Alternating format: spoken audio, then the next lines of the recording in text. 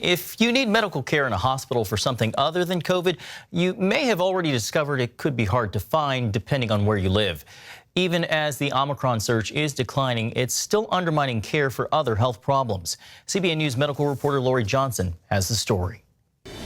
The number of COVID-19 cases is finally falling in the United States. Omicron cases are dropping or leveling off in more than half of the country. Dr. Anthony Fauci saying the current wave could peak in February. But if the pattern follows the trend that we're seeing in other places, such as the Northeast, I believe that you will start to see a turnaround throughout the entire country. But some hospitals are still overwhelmed, like this one in Wisconsin. Nowadays, if you fall on the ice, you have a heart attack, you have a stroke, we don't have beds available for those types of incidents. All the beds are being full by COVID patients.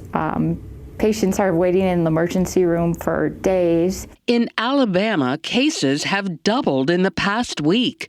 Amid the surge, the FDA has expanded the use of remdesivir, an expensive and controversial treatment. The U.S. recorded over 18 million new cases in the last month alone, more than a quarter of the nation's total number of confirmed COVID-19 cases reported since the beginning of the pandemic.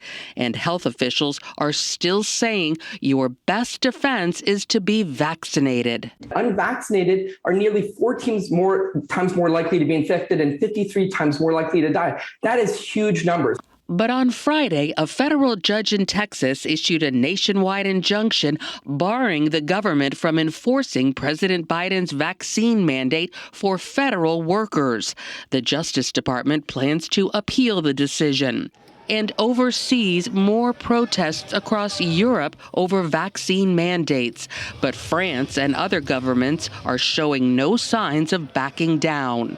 With 74,000 NHS workers facing firing because they won't get the jab, and British Prime Minister Boris Johnson fighting for his political life amid a scandal called Partygate, Johnson has lifted restrictions, including COVID-19 passes, mask mandates, and work-from-home guidance. This is the end of the vaccine thing. It's going to implode now.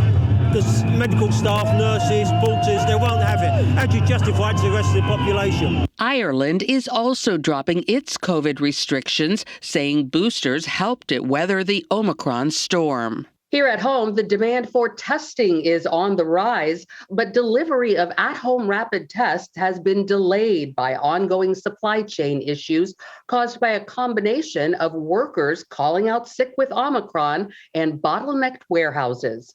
Lori Johnson, CBN News.